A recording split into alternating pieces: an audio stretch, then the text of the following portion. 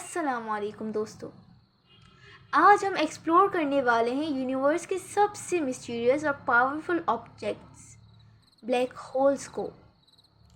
क्या ये सिर्फ एक ग्रेविटी का पिट है या ये यूनिवर्स का गेटवे हो सकता है? आज की वीडियो में हम आपको बताएंगे हर वो चीज़ जो साइंटिस्ट ने डिस्कवर की है और कुछ ऐसी थ्योरीज जो आपके दिमाग को हिला देंगे। सबसे पहले तो ये जान लें कि ब्लैक होल क्या होता है। ब्लैक होल एक ऐसी जगह है जहाँ ग्रेविटी इतनी स्ट्रांग होती है कि लाइट भी एस्केप नहीं कर सकती। यानी अगर आप ब्लैक होल के पास चले जाओ तो वहाँ से कोई भी ऑब्जेक्ट कभी वापस नहीं आता। आइंस्टाइन की थ्योरी ऑफ रिलेटिविटी के मुताबिक ब्लैक होल स्पेस और टाइम का ट्विस्ट कर देता है।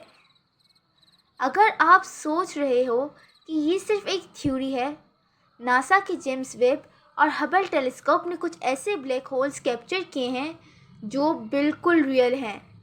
So now the question is कि ये ब्लैक होल्स कैसे बनते हैं। ब्लैक होल्स अक्सर तब बनते हैं जब एक बड़ा स्टार अपनी लाइफ के एंड पर कोलैप्स हो जाता है। ये कोलैप्स इतना पावरफुल होता है कि स्टार का कोर एक पॉइंट ऑफ इनफाइनाइट डेंसिटी में कन्वर्ट हो जाता है, जिसे हम सिंगुलैरिटी कहते हैं। ब्लैक होल के सराउंडिंग रीजन को हम इवेंट हॉरिजॉन कहते हैं। ये बाउंड्री है जहाँ से कोई भी एस्केप नहीं कर सकता। इवेंट हॉरिजॉन का मतलब है एक बार अंदर वापस नहीं। कितने टाइप्स के ब्लैक होल्स होते हैं? ब्लैक होल्स 3 टाइप्स के होते हैं। सबसे पहले है स्टेलर ब्लैक होल्स, जो स्टार्स के कोलैप्स से बनता है।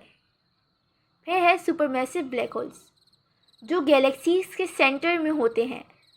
और थर्ड टाइप है इंटरमीडिएट ब्लैक होल्स, जो दोनों के बीच के साइज़ के होते हैं।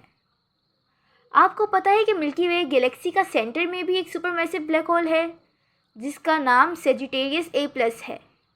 यही ब्लैक होल हमारा सोलार सिस्टम से 26,000 लाइट ईयर्स दूर है। क्या ब्लैक होल यूनिवर्स का गेटवे हो सकता है? अब सबसे इंटरेस्टिंग पार्ट है। कुछ साइंटिस्ट का मानना है कि ब्लैक होल सिर्फ डिस्ट्रॉय नहीं करते, बल्कि एक पोर्टल हो सकता है। थ्योरी के मुताबिक अगर कोई ऑब्जेक्ट ब्लैक होल में गिरता है, उसका एक पोर्शन शायद वॉर्म होल के थ्रू किसी और जगह या डायमेंशन में जा सकता है। वॉर्म होल्स आइंस्टाइन रोजन ब्रिजेस कहलाते हैं। यानी शायद ब्लैक होल्स एक तरह का शॉर्टकट है यूनिवर्स में।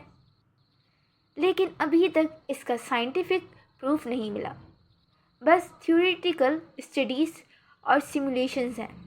क्या आपको ब्लैक होल्स के बारे में एक और इंटरेस्टिंग फैक्ट पता है कि ब्लैक होल्स के पास टाइम अलग बिहेव करता है। आइंस्टाइन की रिलेटिविटी के हिसाब से अगर आप ब्लैक होल के पास खड़े हो और किसी को दूर से ऑब्जर्व करते हो तो आपके लिए टाइम स्लो चल रहा होगा। यानी 1 सेकंड आपके लिए कुछ सेकंड्स या मिनट में कन्वर्ट हो सकता है बाहर वाले ऑब्जर्वर के लिए। इस इफ़ेक्ट को टाइम डायलेशन कहते हैं। इसी वजह से black hole science fiction movies में अक्सर टाइम ट्रेवल के साथ लिंक किए जाते हैं। स्टीफन हॉकिंग ने एक अमेजिंग थ्योरी दी। ब्लैक होल सिर्फ मैटर को कंज्यूम नहीं करते, बल्कि रेडिएट भी करते हैं, जिसे हॉकिंग रेडिएशन कहते हैं। यानी ब्लैक होल्स इवेंचुअली एवोपरेट हो सकते हैं ओवर बिलियंस ऑफ ईयर्स। ये डिस्कवरी फिज़िक्स के लिए रिवोल्यूशनरी थी, क्योंकि इसने ब्लैक होल्स को कम्प्लीटली डिस्ट्रक्टिव नहीं दिखाया, बल्कि उनको डायनामिक और कॉम्प्लेक्स ऑब्जेक्ट्स बनाया। ब्लैक होल्स के बारे में ऐसी मिस्ट्रीज़ जिसे साइंटिस्ट अभी सॉल्व कर रहे हैं। अभी भी ब्लैक होल्स के बारे में बहुत से सवाल हैं। क्या ब्लैक होल के अंदर सिंगुलैरिटी में फिज़िक्स का रूल ब्रेक होता है?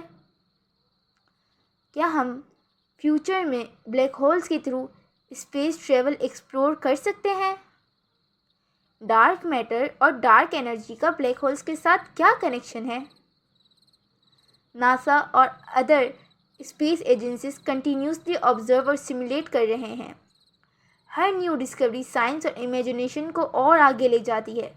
दोस्तों, ब्लैक होल सिर्फ डिस्ट्रक्टिव नहीं है बल्कि यूनिवर्स के सीक्रेट्स का की भी हो सकते हैं। क्या आपको लगता है कि कभी हम ब्लैक होल्स के थ्रू यूनिवर्स में किसी और पार्ट में ट्रेवल कर पाएंगे? कमेंट्स में अपना ओपिनियन ज़रूर बताएं। और अगर आपको स्पेस और यूनिवर्स के मिस्ट्रीज पसंद हैं तो चैनल को सब्सक्राइब करें और बेल आइकन दबाएं।